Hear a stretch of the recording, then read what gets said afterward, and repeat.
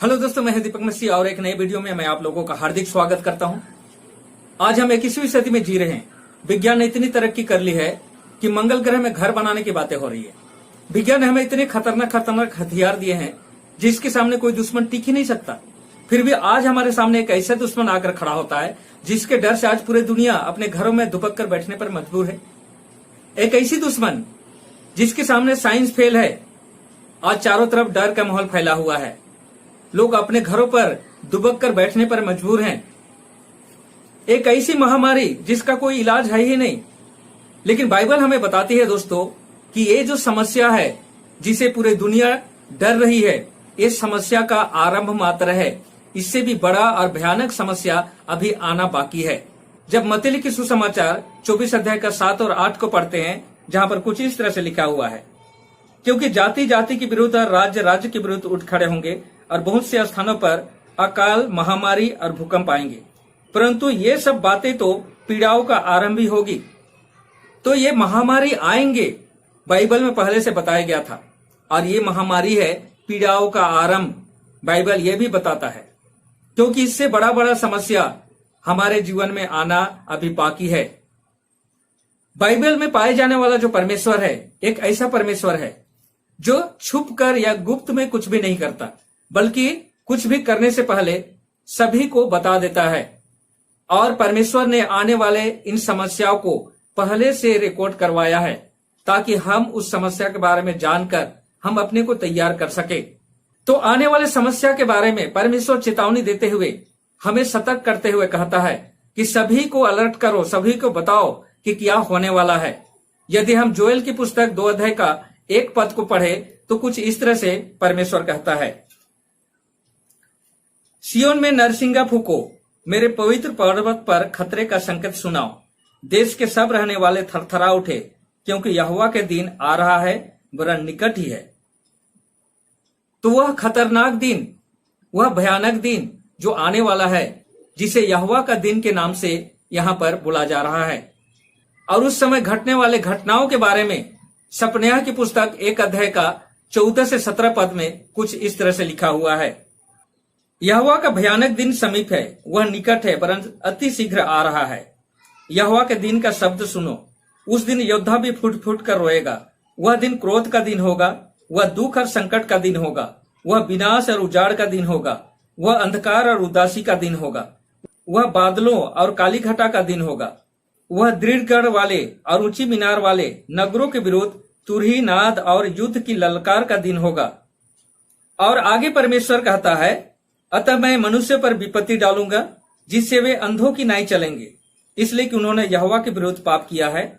उनका रक्त धूलि के समान उड़ेला जाएगा और उनका मांस गोबर सा ठहरेगा। तो इन वचनों से यह पता चलता है कि आने वाला समय बहुत ही भयानक होने वाला है। और जब मत्ती लिखित सुसमाचार का 24 अध्याय का 37 से 39 पद को पढ़ते हैं, जहां पर यीशु उस आने वाले भयानक समय के बारे में कुछ इस तरह से वर्णन करता है, मनुष्य के पुत्र का आना ठीक नूह के दिनों के समान होगा। क्योंकि जल प्रलय के पूर्व के दिनों में जिस प्रकार नूह के जहाज में प्रवेश करने के दिन तक लोग खाते पीते रहे और उन्हें ब्याह शादियां हुआ करती थी, और जब तक जल प्रलय उनको बहा न ले गया वे इसे समझ न सके, उसी प्रकार मनुष्य के पुत्र का भी आना होगा। दोस्तों, यहाँ पर यीशु आने वाले समय में जो घटना घटने वाली है उसको नूह के समय से तुलना किया है। नूह के समय में जैसा हुआ था, आने वाले समय में ठीक वैसा ही होने वाला है। यीशु का कहने का मतलब यही है। तो आने वाले समय में क्या होने वाला है उसको समझने के लिए हमें नूह के समय में क्या हुआ था उसे भी समझना जरूरी पड़ जाता है। तो चलिए मैं आप लोगों को नूह के समय में लेकर चलता हूं। जब हम नूह के समय में जाते हैं तो पता चलता है कि उस समय का लोगों का चरित्र स्वभाव इतना बिगड़ चुका था कि परमेश्वर उन्हें दंड देने के लिए जल प्रलय लेकर आया था। लेकिन उसमें से कुछ लोग थे जो विश्वासी थे, परमेश्वर के बातों पर चलते थे। उनको बचाने के लिए उन्हें आदेश दिया, परमेश्वर ने निर्देश दिया, उन्हें उसे पालन करना था। और वह परिवार था नूह का।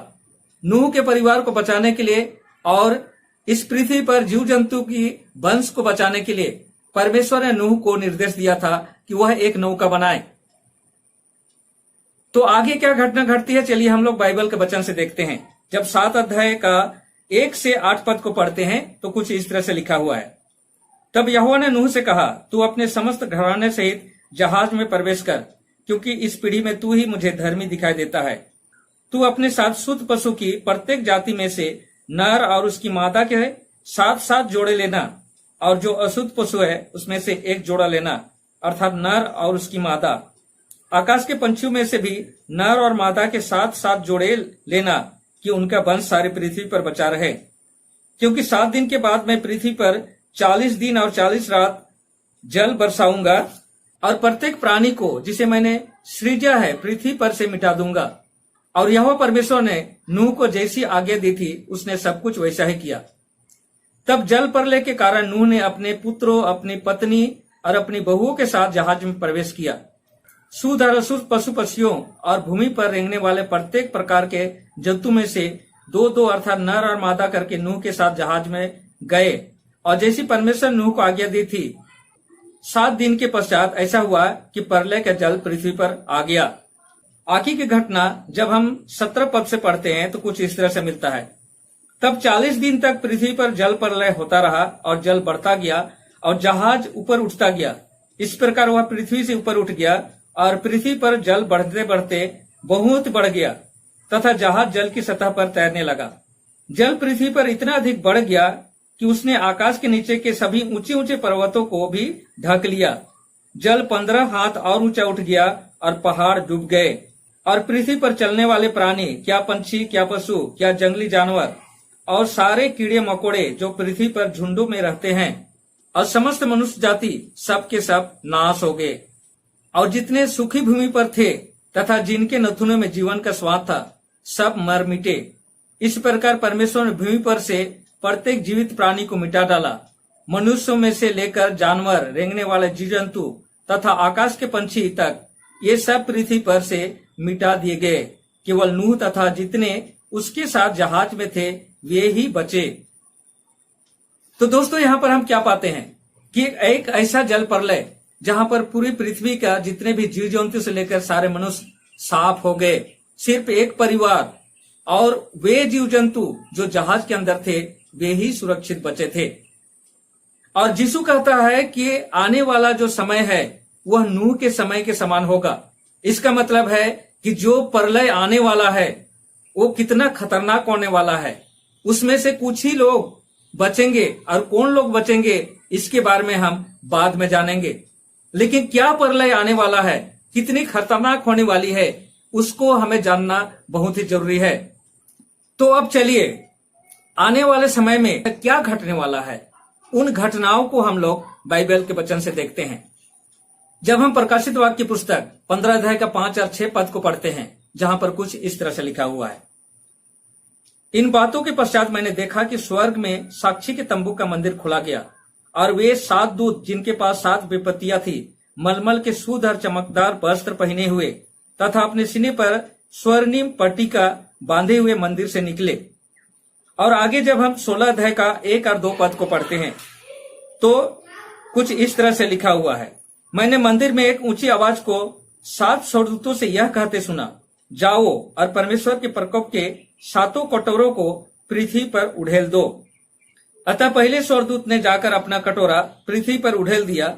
इससे उन मनुष्यों पर जिन पर पशु की छाप थी और जो उसकी मूर्ति की पूजा करते थे बुरे और कष्टदायक फोड़े निकल आए। तो दोस्तों, परमेश्वर का प्रकोप का 7 कटोरा अभी रेडी है, और बिगिनिंग इस महामारी से हो चुका है, और आने वाले समय में वे प्रकोप के 7 कटोरे इस पृथ्वी पर ढाले जाने हैं। और यहाँ पर हम पाते हैं कि जब पहला स्वर्गदूत ने पहला कटोरा इस पृथ्वी पर ढाला तो बड़े बड़े फोड़े, कष्टदायक फोड़े पूरे शरीर में निकल आएंगे। आप सोचकर देखिए दोस्तों कि एक फोड़ा निकलता है तो कितना भयानक दर्द होता है, लेकिन पूरा शरीर में अगर फोड़ा ही फोड़ा हो तो कितना दर्द होगा। और ये जो महामारी है, लोग बोलते हैं चीन से आया, वुहान उसका जन्म स्थान है, लेकिन ये जो महामारी आने वाला है उसका जन्म स्थान परमेश्वर का घर है। वुहान से आया हुआ को हम रोक सकते हैं कि वहां से कोई लेकर आएगा तभी हमारे यहां आएगा, लेकिन ये जो कटोरा, जो परमेश्वर का प्रकोप का कटोरा है, ऊपर से ढाला जाएगा और इसे रोकने वाला इस पृथ्वी पर कोई भी नहीं है दोस्तों। आप इस पृथ्वी पर कहीं पर भी छिप जाए, इस महामारी से आप नहीं बच सकते हैं। आप सोच कर देखिए कि जिस महामारी का सामना आज हम कर रहे हैं, उससे तो हम घर में बैठकर आराम से रह सकते हैं, लेकिन इस महामारी से आप आराम से कैसे रहेंगे। और इतना ही नहीं दोस्तों, अभी और 6 कटोरा बाकी है और एक के बाद एक कटोरा इस पृथ्वी पर ढाला जाने वाला है। जब हम तीसरा और चौथे कटोरे के बारे में देखते हैं तो यहां पर लिखा हुआ है, दूसरे स्वर्गदूत ने जब अपना कटोरा समुद्र में उड़ेल दिया तो समुद्र मरे हुए मनुष्य के लहू के समान हो गया और उसमें का प्रत्येक जल जंतु मर गया। तीसरे स्वर्गदूत ने अपना कटोरा नदियों और जल स्रोतों पर उड़ेला और वे लहू बन गए। तो तीसरा और चौथा कटोरा जो प्रकोप का कटोरा है, इस प्रकृति के जल में पड़ेगा और पूरे पृथ्वी में जितने भी पानी है वे लहू बन जाएंगे, जहरीले बन जाएंगे, पीने योग्य नहीं रहेगा, आपको पीने का पानी नहीं मिलेगा। आप सोच कर देखिए कि पहले तो इतने बड़े बड़े फोड़े से परेशान है, उसके बाद पीने का पानी नहीं है, क्या करेंगे। ये एक खत्म नहीं हुआ, दूसरा उसके साथ आ रहा है और ये दोनों का सामना करते करते तीसरा भी आ रहा है। यहाँ पर नदी का या जितने भी स्रोत है, आप हैंडपंप चलाएंगे वहां से भी खून निकलेगा, सड़ा हुआ पानी निकलेगा, आप पी नहीं पाएंगे। और जब चौथे कटोरे की बारी आती है तो यहां लिखा हुआ है, चौथे स्वर्गदूत ने अपना कटोरा सूर्य पर उड़ेला और मनुष्यों को अग्नि से झुलसाने का उसे अधिकार दिया गया।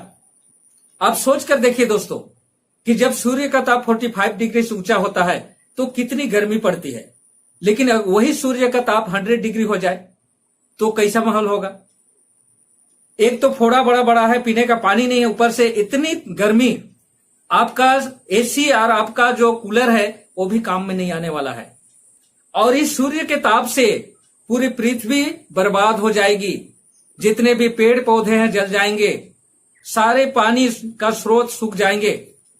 जब ये 4 प्रकोप के कटोरे इस पृथ्वी पर ढाले जाएंगे तो इतना भयानक दशा इस पृथ्वी पर होने वाली है। तो सोच कर देखिए, अभी और 3 कटोरा बाकी है और जब 5वां कटोरा जब ढाला जाएगा तो यहां बोला है, 5वें स्वर्गदूत ने अपना कटोरा पशु के सिंहासन पर उड़ेला और उसके राज पर अंधेरा छा गया। पीड़ा के मारे लोगों की जीभ ऐंठने लगी। ये अंधेरा छा जाने का मतलब क्या है? ऐसा अंधेरा जहां पर रास्ता दिखाई नहीं देता है, किधर जाए, क्या करे, कुछ समझ में नहीं आता है। ऐसा सिचुएशन इस पृथ्वी के लोगों के लिए आने वाला है। ये अंधेरा कोई रात का अंधेरा नहीं है दोस्तों, ये अंधेरा है जीने और मरने का अंधेरा। कैसे बचे, पीने का पानी नहीं है, खाने का सामान नहीं है, गर्मी इतनी है, फोड़े बड़े बड़े फोड़े हैं, कहां जाए, शांति कहां मिलेगा। ये अंधेरा है। यदि हम जोएल की पुस्तक 1 अध्याय का 10 से 12 और 17 से 20 पद को पढ़ते हैं तो इस अंधेरे के बारे में कुछ इस तरह से लिखा हुआ है। जब सूर्य का ताप 100 डिग्री बढ़ जाएगा तो क्या होने वाला है, उसका वर्णन यहां मिलता है। खेत उजाड़ पड़े हैं, भूमि विलाप करती है, अनाज नष्ट हो गया, दाखरस सूख गया, शुद्ध तेल उपलब्ध नहीं है। हे किसानों लज्जित हो, हे दाखलता के रखवालों विलाप करो, गेहूं और जौ के लिए भी, क्योंकि खेत की फसलें नष्ट हो गई है, दाखलता सूख गई है, अंजीर का पेड़ मुरझा गया है, अनार, ताड़, सेब और मैदान के सब वृक्ष भी सूख गए हैं। आगे लिखा है, ढेलों के नीचे बीज झुलस गए, भंडार खाली पड़े हैं, खत्ते गिरा दिए गए हैं क्योंकि फसल सूख गई है। पशु कैसे कराहते हैं, गाय बैलों के झुंड मारे मारे फिर रहे हैं क्योंकि उनके लिए कोई चराई नहीं है। भेड़ बकरियां भी तड़प रही है। हे यहोवा, मैं तेरी दुहाई देता हूं क्योंकि आग ने जंगल की चारागाहों को जला डाला है और मैदान के सब वृक्षों को लपटों ने भस्म कर दिया है। वन पशु तेरे लिए लालायित हैं क्योंकि जल के सोते सूख गए हैं और आग ने जंगल के चरागाहों को जला डाला है। तो दोस्तों, ये दशा होने वाली है इस पृथ्वी का। चारों तरफ हाहाकार मच जाएगा। अभी जो समस्या का सामना हम कर रहे हैं ये तो कुछ भी नहीं है उस समस्या के सामने। अब सोच कर देखिए कि उस समस्या का सामना आप कैसे करेंगे। और जब 6ठे स्वर्गदूत ने अपना कटोरा फरात नदी पर ढालता है, लिखा है कुछ इस तरह से, 6वें स्वर्गदूत ने अपना कटोरा महानदी फरात पर उड़ेल दिया, इससे उसका जल सूख गया कि पूर्व दिशा के राजाओं के लिए मार्ग तैयार हो जाए। तो इसको समझने के लिए हमें बेबीलोन के उस इतिहास में जाना पड़ेगा। बेबीलोन शहर के बीच से फरात नदी बहता था और जब राजा साइरस बेबीलोन पर आक्रमण करने के लिए आता है तो उसे कोई भी रास्ता नहीं मिलता है। दीवार इतने मोटे थे कि उसे तोड़ा नहीं जा सकता था, दरवाजा इतने मजबूत था कि उसे खोला नहीं जा सकता था। तब साइरस ने उस फरात नदी का पानी का रुख को बदल देता है और उस नदी के रास्ते से उस बेबीलोन शहर में प्रवेश करता है और पूरे बेबीलोन को कैप्चर करता है। तो अभी का जो बेबीलोन है वे संडे वर्शिपर ग्रुप है जिसका शुरुआत रोमन कैथोलिक चर्च ने किया है। और बाइबल प्रोफेसी में जो नदी है वो लोगों के भीड़ को दिखाता है और पूरे पृथ्वी का सपोर्ट उन्हें मिलता है और वो पूरे पृथ्वी का जो सपोर्ट है वही फरात नदी है। लेकिन यहां पर बताया जा रहा है कि वह फरात नदी सूख जाएगा। तो कैसे सूखेगा? क्योंकि जब ये महामारी पूरे पृथ्वी पर फैलेगी तब जो नॉन बिलीवर हैं जिन्होंने ये संडे कीपर को सपोर्ट किए थे वे लोग उनसे अपना नाता तोड़ लेंगे और उनके अगेंस्ट में खड़ा हो जाएंगे और पूरे पृथ्वी में जहां पर भी ये संडे वर्शिपर हैं उनको समाज से निकाल दिया जाएगा। उनके साथ कोई लेन देन लोग नहीं करेंगे, कोई उनकी मदद नहीं करेगा और इस तरह से ये नदी है जो सपोर्ट है उनका वे हटा दिए जाएंगे। और यही वह समय है दोस्तों कि यीशु राजा के रूप में अपने स्वर्गीय सेना के साथ इस पृथ्वी पर आएगा। जब हम मत्ती लिखित सुसमाचार 24 अध्याय का 30 और 31 पद को पढ़ते हैं तो यीशु का सेकंड कमिंग के बारे में कुछ इस तरह से लिखा हुआ है। तब मनुष्य के पुत्र का चिन्ह आकाश में दिखाई देगा और पृथ्वी की सब जातियां विलाप करेगी और लोग मनुष्य के पुत्र को सामर्थ तथा बड़े वैभव सहित आकाश के बादलों पर आते देखेंगे और वह तुरही की तीव्र ध्वनि के साथ अपने स्वर्गदूतों को भेजेगा और वे चारों दिशाओं में आकाश के एक छोर से लेकर दूसरे छोर तक उसके चुने हुए को एकत्रित करेंगे। और जब हम पहला थिस्सलुनीकियों की पुस्तक उसका 4 अध्याय का 16-17 को पढ़ते हैं तो कुछ इस तरह से लिखा हुआ है, क्योंकि प्रभु स्वयं ललकार और प्रधान स्वर्गदूत की पुकार और परमेश्वर की तुरही की आवाज के साथ स्वर्ग से उतरेगा और जो मसीह में मर गए हैं वे पहले जी उठेंगे। तब हम जो जीवित हैं और बचे रहेंगे उनके साथ हवा में प्रभु से मिलने के लिए बादलों पर उठा लिए जाएंगे। इस प्रकार हम सदैव प्रभु के साथ रहेंगे। तो दोस्तों सेकंड कमिंग में वे ग्रुप जो परमेश्वर की आज्ञा का पालन करते हैं उनको यहाँ पर यीशु लेने आएगा और उसके दूत यहाँ पर आकर उन चुने हुए को बादलों पर उठा लेंगे और बादलों पर जो उठा लिए जाएंगे उसके बाद सातवीं और अंतिम जो प्रकोप का कटोरा है इस पृथ्वी पर ढाला जाएगा। और वह कटोरा, अंतिम कटोरा कितना भयानक है उसको चलिए हम बाइबल के वचन से देखते हैं, जो हमें प्रकाशित वाक्य की पुस्तक 16 अध्याय का 17 से 21 पद में मिलता है। लिखा है, 7वें स्वर्गदूत ने अपना कटोरा वायु पर उड़ेल दिया और मंदिर के सिंहासन से एक बड़ा शब्द हुआ, हो चुका। तब बिजली चमकी, आवाज और गर्जन हुआ तथा एक ऐसा बड़ा भूकंप आया जैसा पृथ्वी पर मनुष्य की उत्पत्ति से लेकर अब तक कभी नहीं आया था। वह भूकंप इतना बड़ा और शक्तिशाली था, इससे महानगरी के 3 टुकड़े हो गए और राज्य के नगर धराशायी हो गए। सब द्वीप टल गए तथा पर्वतों का पता तक न चला। मन भर वजन के ओले आकाश से मनुष्यों पर पड़ने लगे। तो दोस्तों जब उसके चुने हुए उठा लिए जाएंगे बादलों पर, उसके बाद जितने भी बच जाएंगे उनके ऊपर ये 7वां कटोरा डाला जाएगा।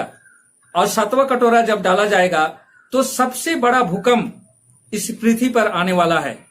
आप सोच कर देखिए कि इस पृथ्वी पर सबसे ऊंचा पहाड़ हिमालय पहाड़ है और यहाँ पर ऐसा बताया जा रहा है कि उस भूकंप में ये हिमालय पहाड़ पूरी जमीन में समा जाएगा। कोई भी पर्वत यहाँ पर दिखाई नहीं देगा बोलता है। तो सोच लीजिए कि कितना बड़ा भूकंप इस पृथ्वी पर आने वाला है। इस पृथ्वी का क्या दुर्दशा होने वाला है। इसके ऊपर एक मन साइज का ओले भी गिरेंगे। अब सोच के देखिए कि इस पृथ्वी पर जो लोग रहेंगे उनकी क्या दशा होने वाली है।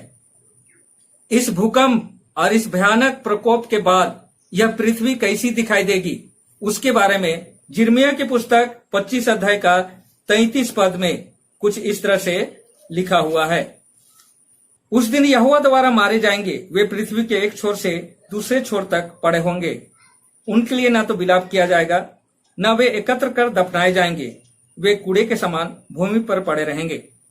तो सोचकर देखिए दोस्तों कि इस पृथ्वी पर जो भी बच जाएंगे, छठे कटोरे के बाद यदि कोई इस पृथ्वी पर रह जाता है तो उनकी दशा बहुत ही भयानक होने वाली है। उनकी लाश इस पृथ्वी पर पड़ी होगी, कोई रोने और कोई चिल्लाने वाला नहीं होगा, कोई उसे कवर देने वाला नहीं होगा, कोई जिंदा ही नहीं बचेगा। लेकिन इस आने वाले समस्या से बचने का आशा भी हमें इस बाइबल में दिया गया है। यीशु ने बोला कि उसका जो सेकंड कमिंग होगा वह नूह के समय जैसा हुआ था वैसा होगा। तो नूह के समय में बचने के लिए परमेश्वर ने एक जहाज दिया था जिसके अंदर जीवन था।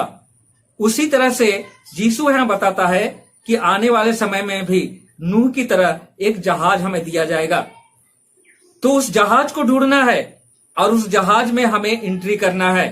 यदि हम उस जहाज में एंट्री करते हैं तभी हम जीवित बच सकते हैं, क्योंकि उस जहाज के अंदर ही जीवन था और जहाज के बाहर जितने थे वे सभी के सभी मिट चुके थे। तो दोस्तों, आने वाले इस भयानक समस्या से यदि कोई बचना चाहता है तो उसे उस नौका को खोजने की जरूरत है जहां पर वो आश्रय ले सकता है। तो आज के वीडियो में यहीं पर समाप्त करता हूं। आने वाले वीडियो में हम जानेंगे कि किस तरह से इन समस्याओं से हम बच सकते हैं। हमारे लिए जो आश्रय दिया गया है, हमारे लिए जो नूह का नौका हमें दिया गया है, वह नूह की नौका अभी कहां पर है, तो इसके बारे में हम अगले वीडियो में देखेंगे। तो मैं विश्वास करता हूं यह मेरा छोटा सा प्रयास आप लोगों को जरूर मदद करेगी, ताकि आने वाले समय के लिए आप अपने को तैयार कर सके। तो परमेश्वर का आशीषों का आनंद उठाइए। मिलता हूं अगले वीडियो में। तब तक खुश रहिए, आनंद से रहिए और परमेश्वर का महिमा करते रहिए। धन्यवाद।